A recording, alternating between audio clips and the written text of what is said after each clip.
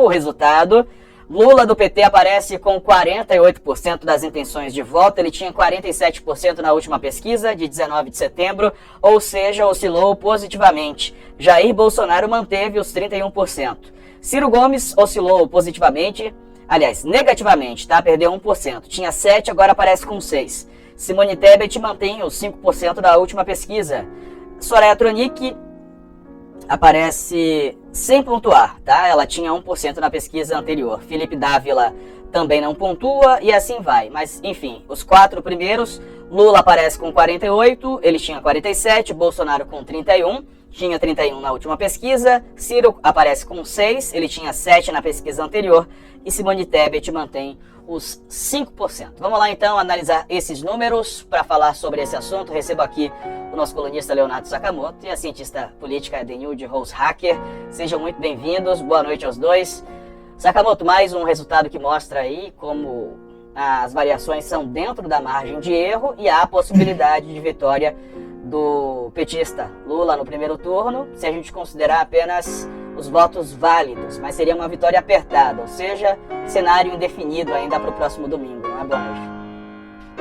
Boa noite, Diego. Boa noite, professora Denilde. Boa noite a todos e todas. Exatamente. A gente tem visto, houve uma oscilação positiva dentro da margem de erro de Lula, né, 1 ponto para cima, uma oscilação negativa de Ciro Gomes, 1 ponto para baixo, né? Se você olhar só a pesquisa exatamente, você vai falar, poxa, está dentro da margem de erro, a gente não pode especular. Mas se você imaginar a pesquisa como uma fotografia e o filme que a gente tem visto na última semana e meia, mais ou menos, vamos ver que todas as pesquisas consideradas mais sérias, Datafolha, IPEC, FSB, Quest, PESP, entre outras, vem apontando uma lenta subida de Lula, né?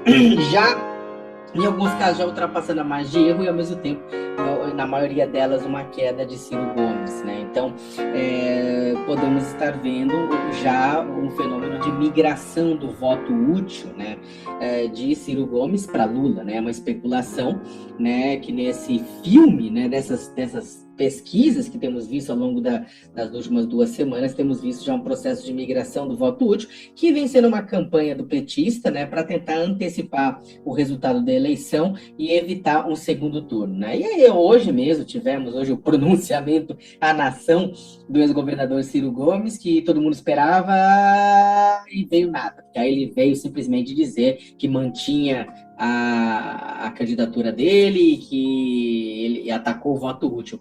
Mas o que acontece é que o processo de voto útil, né, é um processo que não depende necessariamente do candidato, né? O próprio Ciro Gomes, em 2018, defendeu com unhas e dentes o voto útil nele, né, dizendo que ele era mais capaz de vencer Bolsonaro no segundo turno, que ajudou, inclusive, a desidratação de outros candidatos que migraram eleitores que migraram para ele. Não foi suficiente, acabou indo Haddad e Bolsonaro para o segundo turno. Agora, o que a gente está vendo é que não adianta Ciro Gomes espernear, não adianta o candidato Ciro Gomes espernear, chamar quem está defendendo o voto útil de fascista. O voto útil vai acontecer, está acontecendo, o que tudo indica, né, em direção a Lula. Se isso vai ser suficiente ou não para Lula ganhar no primeiro turno, a gente só vai saber no final de semana.